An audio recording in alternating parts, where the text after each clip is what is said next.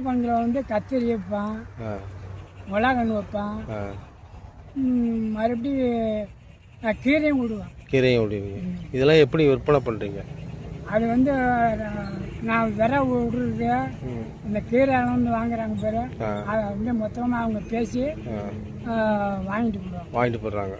சரி, நீங்கள் வந்து எத்தனை வருஷமாக இந்த விவசாயம் பார்த்துட்ருக்கீங்க? நான் வந்து 15-20 வருஷமாக நான் ஏன் 15 வருஷத்தில் வந்து நான் பண்ணிக்கிட்டு இருக்கேன். 15 வயசுலேருந்து? வயசுலேருந்து. இப்போ விவசாயம், இப்போ வயசு என்ன உங்களுக்கு? இப்போ 75 வயசு. இப்போ 15 வயசில் நீங்கள் விவசாயம் பார்க்கும்போது மண் எப்படி இருந்துச்சு? மண் நான் அப்போலாம் வந்து புலவப்பாக நல்லா இருக்கும். இப்போ அதான் அதில் பாதி கூட இல்லை. இப்போ மண்புழுக்கெல்லாம் அப்போ இருந்துச்சுங்களா? அப்போலாம் மண்புழு நிறையா இருந்தது. அதெல்லாம் ஒன்றும் சாகாது. அதுதான் நல்லா கிளம்பி வரும். இப்போ எப்படி இருக்குங்க?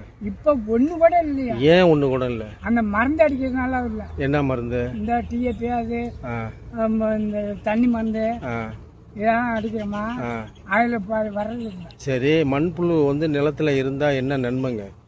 மண்ணில் இருந்தாக்கா அது வந்து பயிர்த்துக்கு உரமாக இருக்கும், நல்லாவும் இருக்கும் பயிர்.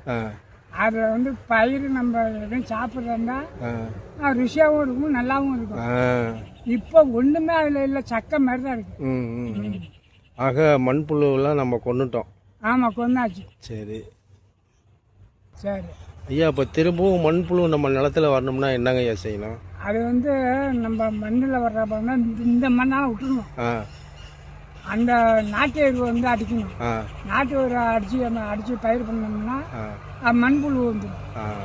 அப்போ வந்து பயிர் நல்லா இருக்கும். இப்போ அதை சாணி எரு வந்து அடிக்கவே மாட்டுறாங்க.